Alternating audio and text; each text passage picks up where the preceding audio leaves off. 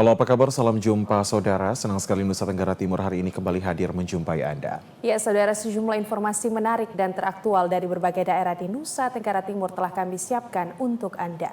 Untuk itu mengawali perjumpaan kita, berikut cuplikan berita utama. Konflik di Adonara, warga bersepakat untuk berdamai. Ribuan calon pegawai negeri sipil ikuti ujian SKD.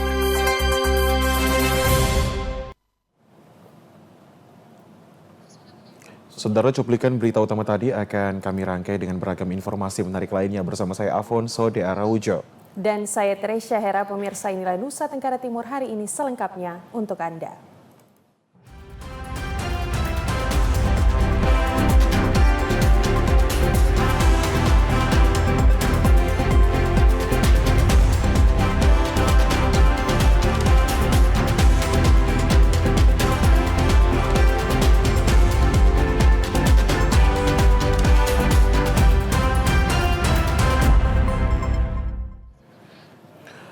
Pemirsa, pemerintah Kabupaten Flores Timur bersama dengan Forum Komunikasi Pimpinan Daerah atau Forkopimda berhasil menggelar rapat mediasi penyelesaian konflik antar masyarakat daerah Ile Pati dan Desa Bugalima di Aula Kantor Camat Adonara Barat.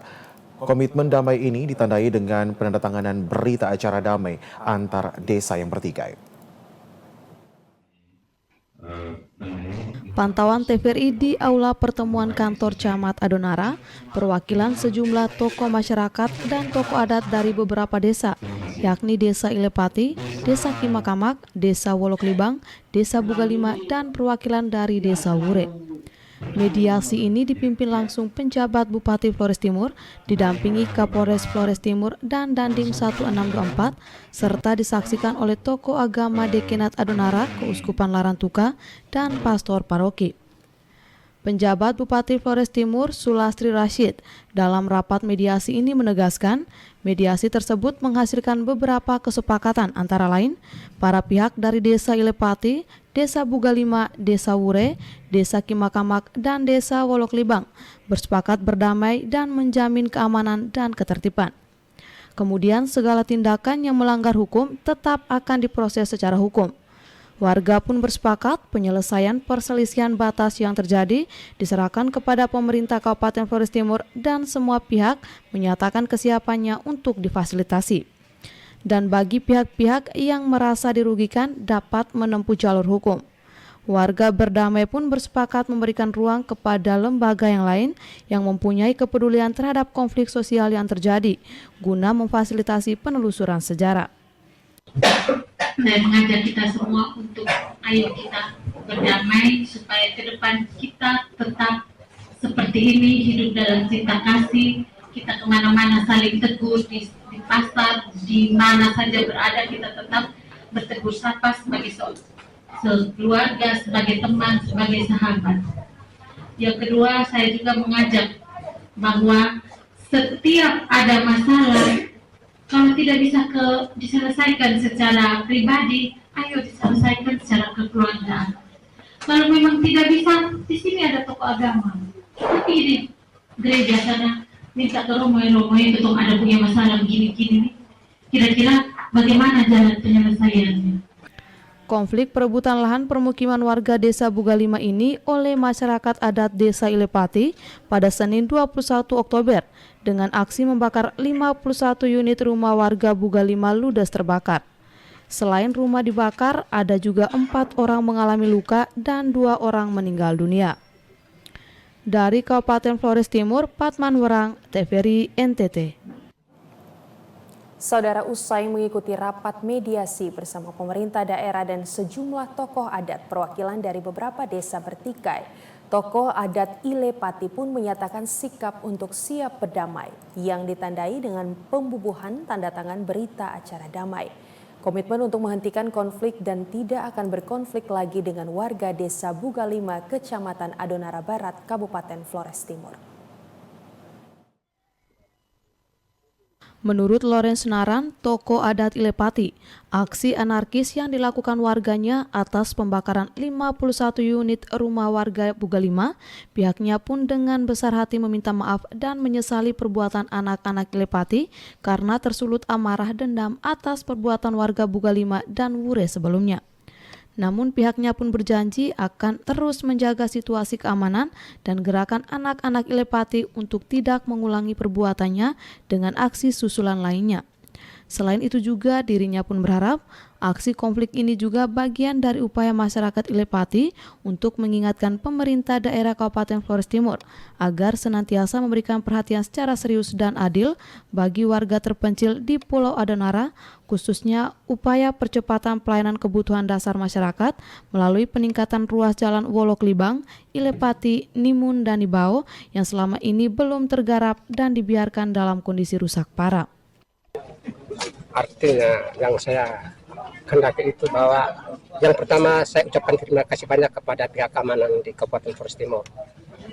Yang kedua, saya sebagai tokoh masyarakat di Ilepati, saya menyampaikan bahwa konflik yang berlaku itu adalah hanya semata-mata adalah emosi dan balas dendam, bukan untuk selanjutnya menjadi konflik lagi, tidak. Jalan itu memang sangat diharapkan oleh kami masyarakat desa Ilepati karena jalan kami itu sangat parah luar biasa. Kalau dibandingkan di Flores Timur, desa Ilepati yang paling ketinggalan untuk jalan. Lawrence Naran berharap agar pemerintah daerah Flores Timur senantiasa terus memberikan perhatian khusus dengan kondisi ketertinggalan masyarakat di daerah terpencil Adonara dari aspek pembangunan infrastruktur jalan, di mana jalan menuju desa Ilepati dari desa Wolok Libang merupakan jalan dengan kondisi saat ini rusak parah, sehingga sangat dibutuhkan perhatian khusus dari Pemda Flores Timur untuk membangun infrastruktur jalan menuju desa Ilepati dan sekitarnya. Dari Kabupaten Flores Timur, Patman Warang, TVRI NTT. Kita ke informasi lainnya, Saudara. Pemerintah Kecamatan Semau Selatan berkomitmen untuk terus menciptakan atmosfer politik yang damai dengan mendorong netralitas selama tahapan Pilkada 2024 di Kecamatan Semau Selatan. Pasca deklarasi netralitas Kepala Desa dan ASN di Kabupaten Kupang, pemerintah Kecamatan Semau Selatan berupaya untuk menciptakan netralitas Pilkada 2024. Dalam hal ini, pemerintah Kecamatan Semau Selatan berkomitmen untuk terus menciptakan atmosfer politik yang damai dengan mendorong Kepala Desa, ASN, dan masyarakat untuk menciptakan netralitas selama tahapan Pilkada 2024 di Kecamatan Semau Selatan.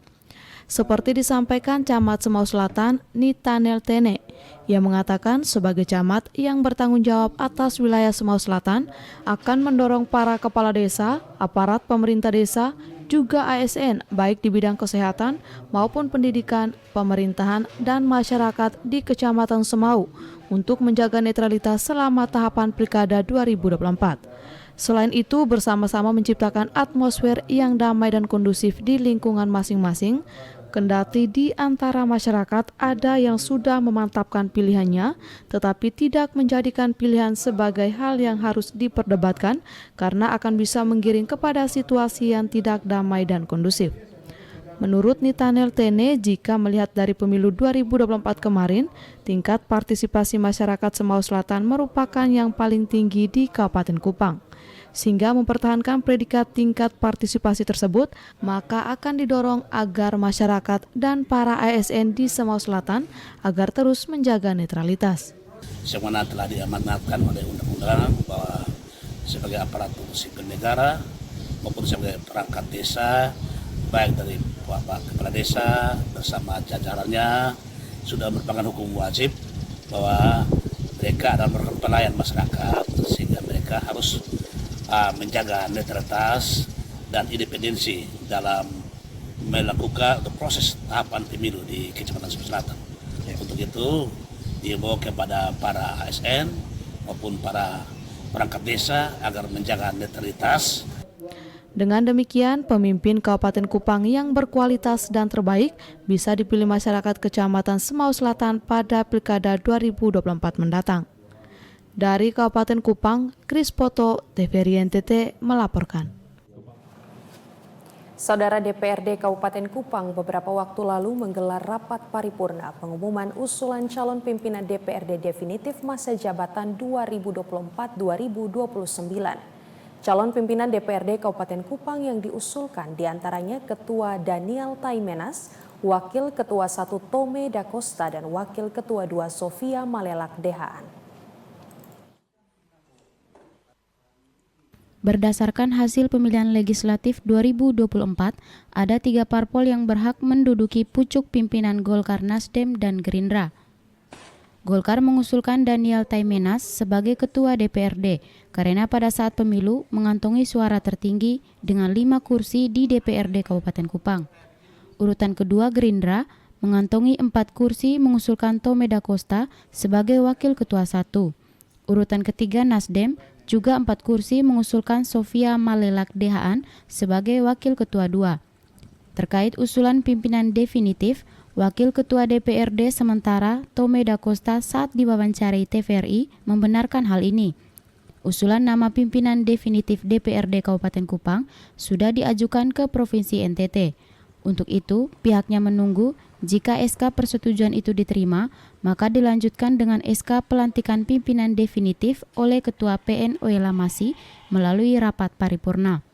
Pimpinan definitif itu pertama Pak Daniel Taimenas dari Golkar, yang kedua Pak Tome Da Costa dari Gerindra, kemudian yang ketiga Ibu Sufi Dehan dari Nasdem. Saya ada sedikit lagi mau omong dari mereka untuk supaya kita tetap tertib betul, kita harus betul buat supaya semua itu tunduk pada tata tertib itu. Pak DPR selama ini tidak tertib waktu, karena itu ya, ada oknum-oknum yang bermain juga seperti itu. Ya. Bahkan di sekretaris dewan juga tidak sesuai dengan tata tertib. Padahal mereka pegawai negeri, mereka harus menganut pada sistem hukum nasional ini. Untuk diketahui, 3 pimpinan definitif DPRD Kabupaten Kupang yang diusulkan tersebut menduduki jabatan strategis di partai politik. Daniel Taimenas yang saat ini menjabat sebagai Ketua DPD 2 Partai Golkar, Tome Da Costa pimpinan Partai Gerindra, begitupun juga Sofia Malelak Dehaan Ketua Partai Nasdem. Dari Kabupaten Kupang, Max Foni, TVRI NTT. Sehari sebelum pelantikan 3 pimpinan definitif DPRD Kabupaten Timur Tengah Selatan, pemerintah daerah Timur Tengah Selatan melalui Badan Pendapatan dan Aset Daerah Kabupaten Timur Tengah Selatan menyerahkan 3 unit mobil dinas pimpinan DPRD Timur Tengah Selatan. Kepada TVRI, Seperius Edison Sipa, penjabat Bupati Timur Tengah Selatan, menjelaskan bahwa pemerintah daerah pada pembahasan APBD Induk tahun 2024 beberapa waktu lalu telah mengalokasikan anggaran sebesar 2 miliar 7 juta rupiah untuk 3 unit mobil dinas operasional pimpinan DPRD Kabupaten Timur Tengah Selatan. Dengan rincian, mobil dinas Ketua DPRD seharga 670 juta rupiah, sementara Wakil Ketua 1 seharga 667 juta rupiah, dan mobil dinas Wakil Ketua 2 sebesar 667 juta rupiah. Sehingga total anggaran yang dialokasikan sebesar 2 miliar 7 juta rupiah, sumber dana APBD Induk tahun 2024, Pos DPA Badan Keuangan dan Aset Daerah Kabupaten Timur Tengah Selatan. Tujuannya untuk dijadikan sebagai mobil operasional dan penunjang kerja 3 pimpinan DPRD Kabupaten Timur Tengah Selatan. Pemerintah telah mengalokasikan anggaran di tahun 2024 untuk melakukan pengadaan mobil pimpinan, baik itu pimpinan ketua, wakil ketua 1 dan 2, dan yang itu akan yang tadi kita sudah serahkan dengan harapan bahwa besok setelah pelantikan pimpinan DPRD langsung dari Sekuen menyerahkan mobil para pimpinan untuk bisa digunakan. Penyerahan 3 unit mobil pimpinan DPRD Timur Tengah Selatan didahului penyerahan kelengkapan surat-surat dan aksesoris, termasuk kunci kontak, sehari sebelum pelantikan 3 pimpinan DPRD Timur Tengah Selatan bertempat di Rumah Jabatan Bupati Timur Tengah Selatan. Sedangkan penyerahan secara fisik baru dilakukan setelah pelantikan 3 pimpinan DPRD definitif beberapa waktu lalu. Dari Kabupaten Timur Tengah Selatan, Evan Betanu, TVRI NTT. Dari TTS kita beralih ke Kabupaten Kupang, Saudara. Sentral Gakumdu Kabupaten Kupang kembali melakukan pemeriksaan 3 orang saksi warga Tunbaun, Kecamatan Amarasi Barat, Kabupaten Kupang. Pemanggilan saksi tersebut terkait dengan viralnya di media sosial pembagian sejumlah uang saat masa kampanye yang dilakukan oleh Ketua DPRD Kabupaten Kupang, Daniel Taimenas. 3 warga Tunbaun yang datang untuk dimintai keterangan yaitu Obed Siki, Esther Limurasa, dan Dini Takoi pada Jumat siang tanggal 25 Oktober 2024 dan diperiksa oleh tim Gakumdu dalam ruangan secara terpisah. Saat ditemui TVRI, saksi mengatakan kedatangannya karena menerima surat panggilan dari pihak Bawaslu Kabupaten Kupang. Mereka menjelaskan tidak mengenal sosok Daniel Taimenas yang datang memberikan sejumlah uang dan diterima oleh Leli Amtiran. Kejadian tersebut membuat mereka terganggu dan merasa tidak nyaman karena selalu mendapatkan sorotan dari warga desa. Obed Siki, salah satu saksi saat diwawancarai TVRI, mengatakan surat panggilan dari Bawaslu diterima pada malam hari. 7 malam surat antar di rumah. Inti suratnya apa? Ya, klarifikasi untuk ini video viral ini. Soal pembagian uang dari Bapak dan Daniel Taimenas ini. Kenal Pak Adam Taimenas? Tidak kenal. Ya, terganggu. Apa yang terganggu? Sekarang kan musim kebun. Jadi mau urus kebun, kok mau urus ini masalah. Jadi ketong rasa terganggunya di situ. Harus di kampung juga kasih makan sapi. Jadi merasa terganggu tadi sih. Dengan panggilan dari Bawaslu, Obed Siki mengaku sangat terganggu karena saat ini dirinya sedang melakukan persiapan kebun untuk menyambut tanam saat musim hujan tiba. Dari Kabupaten Kupang, Max Foni, TVRI NTT. Saudara, layaknya pemilihan umum, SMA Negeri 1 Molo Selatan, Kabupaten Timur Tengah Selatan menggelar pemilihan Badan Pengurus OSIS sebagai implementasi program P5 dengan tema Suara Demokrasi pada Sabtu 26 Oktober 2024 siang kemarin. Roni Natonis, Kepala SMA Negeri 1 Molo Selatan, Kabupaten Timur Tengah Selatan, menjelaskan bahwa dalam rangka menjalankan program implementasi proyek penguatan Progil Pelajar Pancasila atau P5 pada SMA Negeri 1 Molo Selatan dengan tema Suara Demokrasi, maka pihaknya menggerakkan jajaran menggelar kegiatan pemilihan Badan Pengurus OSIS yang melibatkan semua pihak secara unik dan berbeda dengan kebiasaan lama, di mana kebiasaan selama ini pemilihan Badan Pengurus OSIS diberlakukan khususnya peserta didik. Namun di SMA Negeri 1 Molo Selatan, pihaknya merubah pola pemilihan sebagai implementasi program P5 dengan melibatkan semua pihak.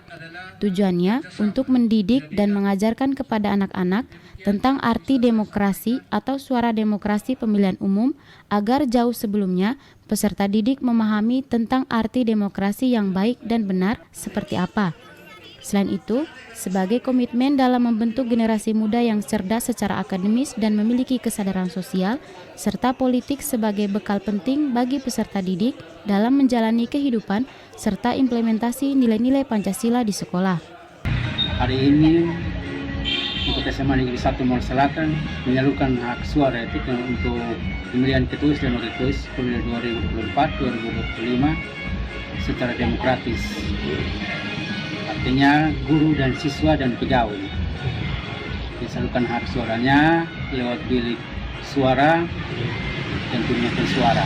Jadi, itu untuk melakukan tentang P5 suara demokrasi. Jadi kami buat berbeda. Biasanya kalau yang dulu itu hanya siswa saja. Tapi kali libatkan guru dan pegawai. Dalam kegiatan ini dilakukan layaknya pemilihan umum. Semua disediakan layaknya Komisi Pemilihan Umum. Usai pemilihan, guru-guru diarahkan memantau proyek karya kerajinan implementasi P5 di lingkungan sekolah SMA Negeri 1 Molo Selatan. Dari Kabupaten Timur Tengah Selatan, Evan Baitanu, TVRI NTT.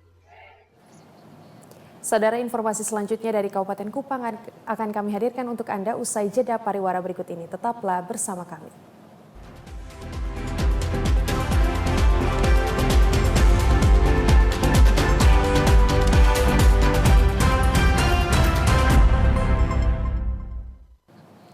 Saudara, terima kasih Anda masih bersama dengan kami di Nusa Tenggara Timur hari ini. Kita beralih ke informasi lainnya, Saudara.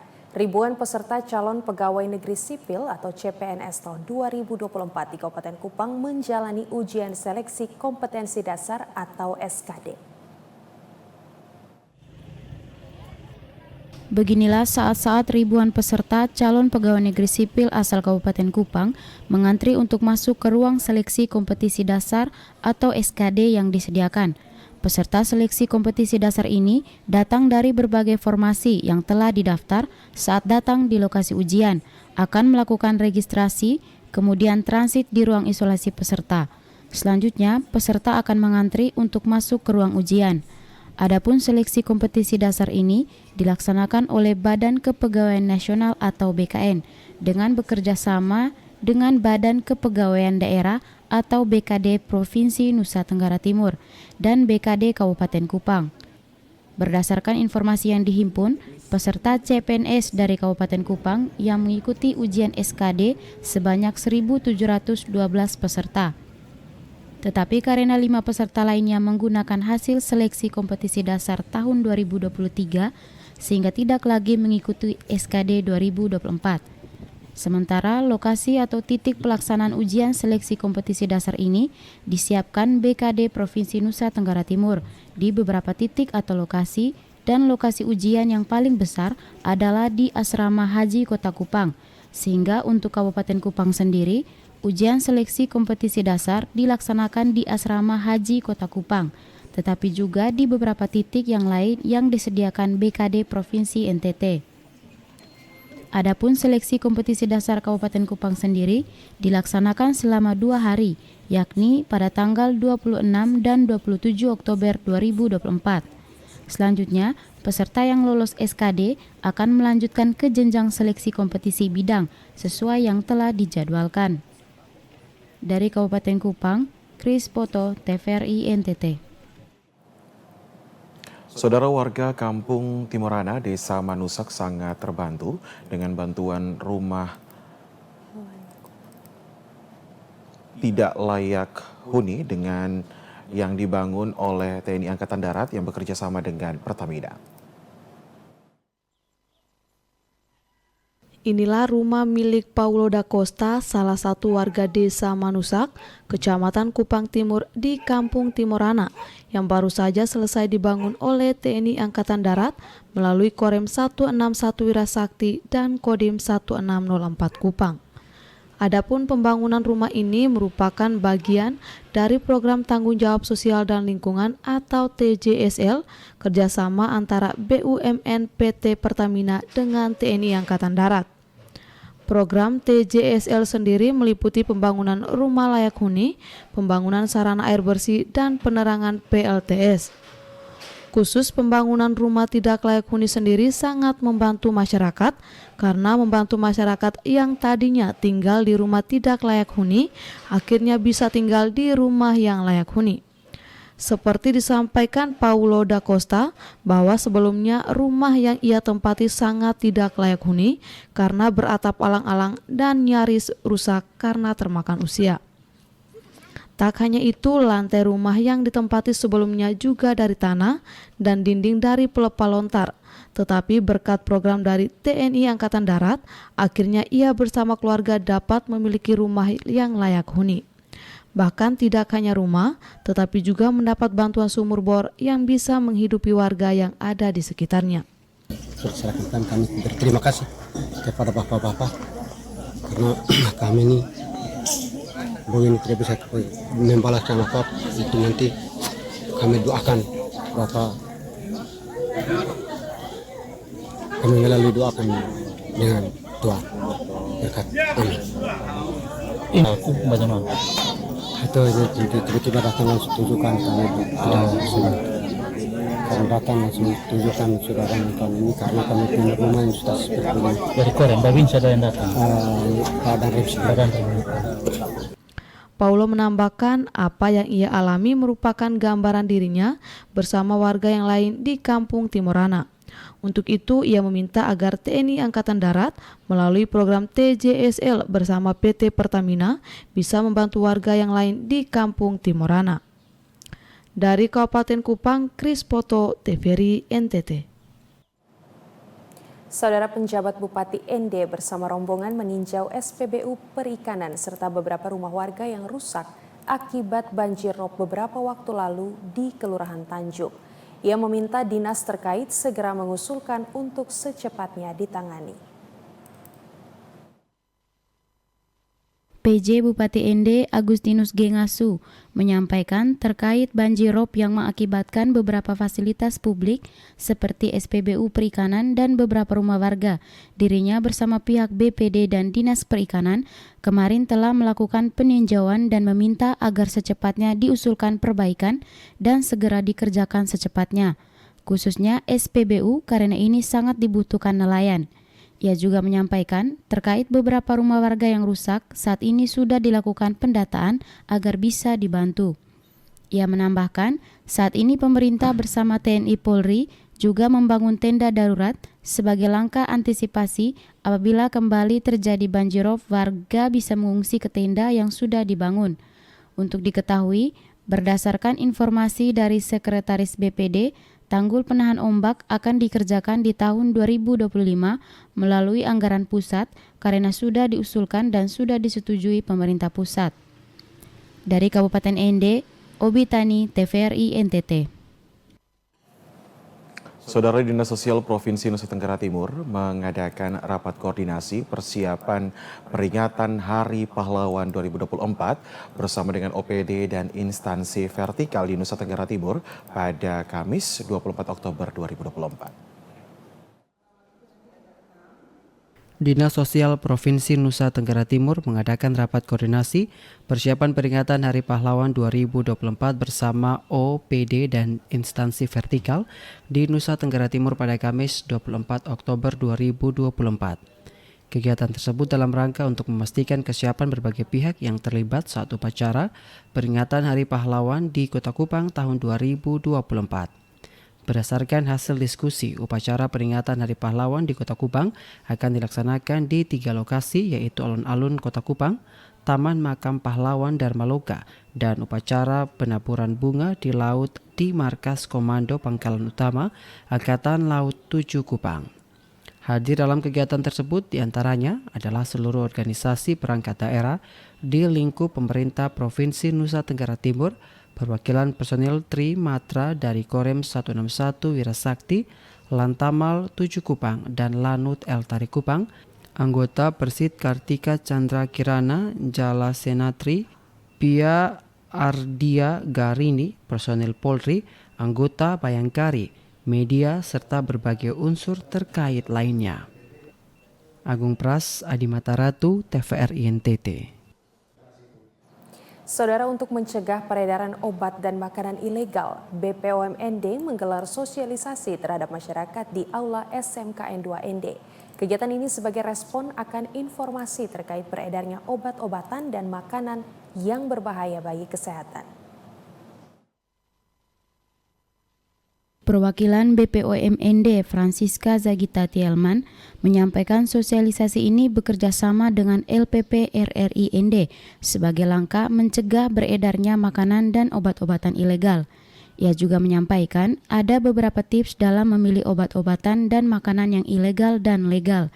Di antaranya checklist seperti cek label, cek kemasan, cek kadaluarsa sehingga informasi pasti dan aman digunakan. Ada slogan yang namanya cek klik, cek kemasan, label, izin edar dan kadaluarsa.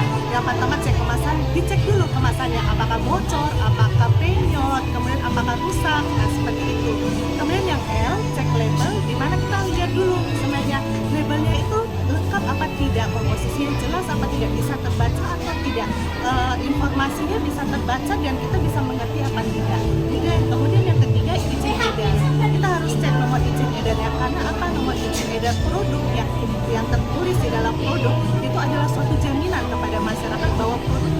sudah terregistrasi di Badan POM. Dan yang ketiga, cek kadaluarsa. Jangan lupa untuk mengecek kadaluarsa setiap mau mengonsumsi atau membeli produk obat dan makanan. Ia menghimbau kepada masyarakat bagi yang menemukan produk makanan dan obat-obatan yang tidak sesuai seperti yang telah disampaikan, segera melaporkan ke BPOM ND agar BPOM bergerak cepat untuk melakukan penyitaan.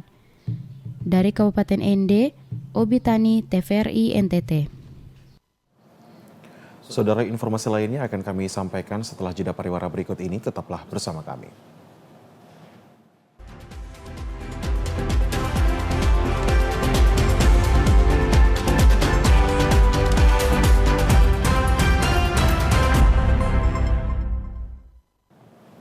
Saudara, terima kasih Anda masih bersama kami di Nusa Tenggara Timur hari ini. Saudara, informasi selanjutnya datang dari pameran arsip publik merekam kota 2024 adalah pameran yang diinisiasi oleh Skolmus pada tahun 2020 ini yang bertujuan untuk mendokumentasikan sejarah sosial dan budaya Kota Kupang melalui arsip publik dan juga sejarah lisan warga. Dalam subtema Lokus Raja, kuratorial dan artistik merekam kota menghadirkan refleksi mendalam tentang ruang berkumpul dan perannya dalam membentuk wajah kota. Pameran ini mengeksplorasi ruang berkumpul sebagai ranah yang penuh makna, baik secara politis maupun apolitis, di mana tanda-tanda perubahan sosial dan ketimpangan kerap muncul. Selama pameran merekam kota, berbagai program publik menarik disajikan, diantaranya Bincang Arsip 2024 Langkah Bersama Merekam Kota, Bawa Arsipmu dan Ceritakan, Tukar Cerita Bersama Pemain Sepatu Roda, Tur Anak Sekolah, Performs Night dari Lab Ingatan, dan pemutaran film. Pengunjung yang didominasi oleh Gen Z ini merasa sangat terbantu dalam memahami sejarah daerah Kota Kupang secara khusus.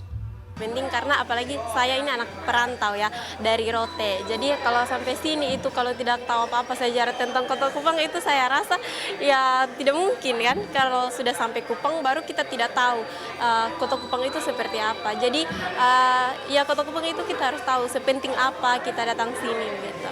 Jadi kayak sebagai Gen Z juga berharap kayak Kotong bisa mengingat sejarah itu datang dari mana, orang tua kita dari mana, kakek nenek kita dari mana, dan bisa mengetahui itu semua itu merupakan hal yang cukup indah kalau disadari.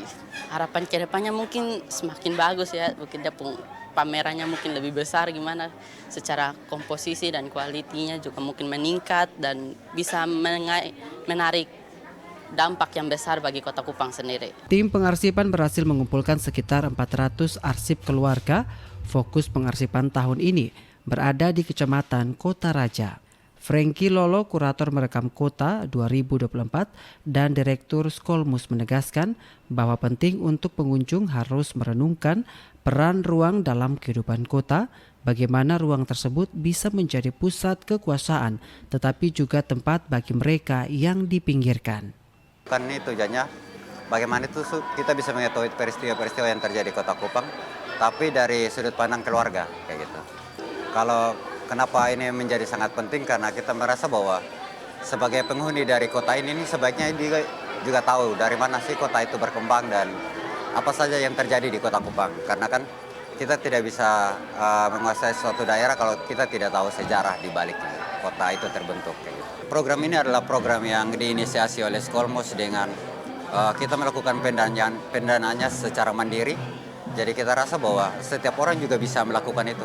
Tidak harus membutuhkan pemerintah sebagai supporting untuk pendanaan dan sebagainya. Secara kita berkelompok pun kita bisa melakukan hal yang lebih besar. Karena saya selalu berpegang teguh kalau tanaman yang tumbuh di tanah yang kering itu biasanya lebih kuat daripada yang hidup dengan banyak support ataupun pemberian dana atau donatur dari tempat-tempat lain. Pameran arsip publik merekam kota berlangsung dari 12 Oktober hingga 26 Oktober 2024. Dari Kota Kupang, Diki Balo, Rio Jogo, TVRI NTT. Saudara, demi menggali kemampuan dan kreativitas peserta didik Sekolah SLB Negeri Pembina Kupang, menggelar pentas seni dengan diikuti siswa, guru, orang tua murid, dan undangan lainnya. Pegelaran pentas seni yang keempat ini dilaksanakan di halaman sekolah SLB Negeri Pembina Kupang dengan diikuti 119 siswa yang terdiri dari tunanetra, tuna rungu wicara, tuna daksa, tuna grahita, dan autis beserta guru dan orang tua siswa. Kepala Sekolah SLB Negeri Pembina Kupang Elizabeth Paledan mengatakan pentas seni ini lahir sebagai bagian proyek penguatan profil pelajar Pancasila, di mana kegiatan ini sebagai wadah untuk memperkenalkan budaya-budaya yang ada di NTT kepada peserta untuk lebih mengenal dan memahami nilai dan keberagaman budaya yang ada. Selain itu, kegiatan ini juga memicu siswa untuk meningkatkan kreativitas untuk menghasilkan karya dan ditampilkan ke masyarakat. Jadi harapan kami memang itu keterlibatan siswa itu harus lebih tinggi lagi dengan orang tua termasuk masyarakat yang ada untuk ikut mendorong anak-anak kami bisa lebih semangat lagi, lebih kreativitas lagi dalam menjalani hari-hari hidup mereka. Elizabeth menambahkan selain pentas seni, para siswa juga menghasilkan karya-karya kerajinan tangan yang dikemas dalam bentuk pameran. Ia berharap tentunya dengan hasil karya dan seni oleh para siswa ini dapat meningkatkan kemampuan dan memperkaya pengetahuan siswa yang tentunya berguna di masa depan. Dari Kota Kupang, Simon Padang, Adi Mataratu, TVRI NTT. Saudara, peringatan Bulan Bahasa di SMA Negeri Oenopu, Kabupaten Timur Tengah Utara berlangsung meriah. Berbagai macam lomba yang digelar bagi para siswa guna mengembangkan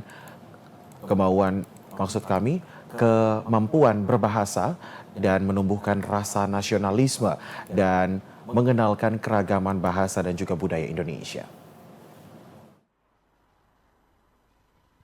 Lomba puisi dan tarian kreasi ini adalah 2 dari 7 mata lomba antar siswa yang digelar pihak SMA Negeri Oenopu di Kecamatan Biboki Tanpa, Kabupaten Timur Tengah Utara dalam rangka memperingati Bulan Bahasa. Mengusung tema berbahasa cerdas untuk generasi, aneka lomba yang digelar ini bertujuan untuk mengembangkan minat dan bakat peserta didik serta menumbuhkan rasa cinta dan bangga terhadap bahasa Indonesia sebagai bahasa persatuan. Kegiatan lomba antar siswa ini diikuti seluruh peserta didik SMA Negeri Oenopu yang berlangsung selama 4 hari, yakni tanggal 24 sampai dengan 28 Oktober 2024 mendatang. Mengembangkan bakat dan minat daripada siswa-siswa kita sehingga ke depan mereka sebagai generasi penerus bangsa ini yang kita kaderkan. Harapan sendiri kegiatan-kegiatan yang baik ini untuk menumbuhkan bakat daripada anak-anak didik kita terus dijalankan. Ini sudah tahun kedua kita jalankan dan ke depan kita akan terus berproses untuk membuat lebih baik lagi bagi anak-anak. Ketua Korwas Kabupaten TTU Elvira Ogom yang hadir membuka kegiatan lomba mengatakan perlombaan dalam Bulan Bahasa sudah menjadi agenda tetap setiap tahun dalam bulan Oktober. Kegiatan ini sekaligus untuk memperingati Hari Sumpah Pemuda.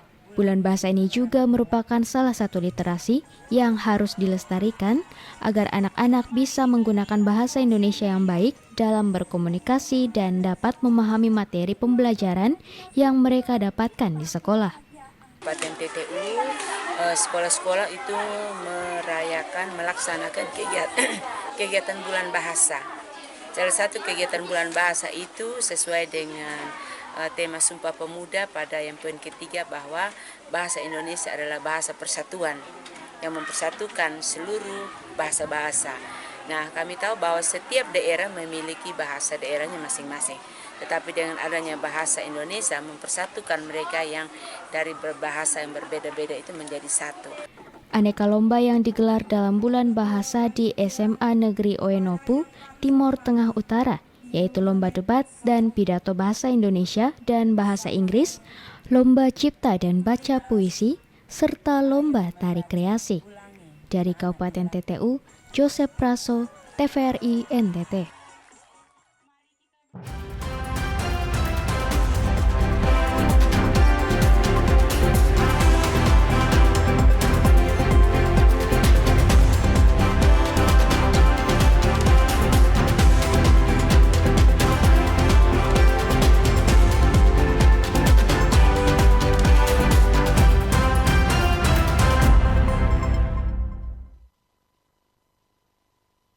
Saudara, informasi tadi sekaligus mengakhiri perjumpaan kita hari ini. Dan terus saksikan Nusa Tenggara Timur hari ini yang menyajikan informasi secara santun, lugas, dan berimbang hanya di TVRI NTT Media Pemersatu Bangsa. Akhir kata saya Tresya Hera.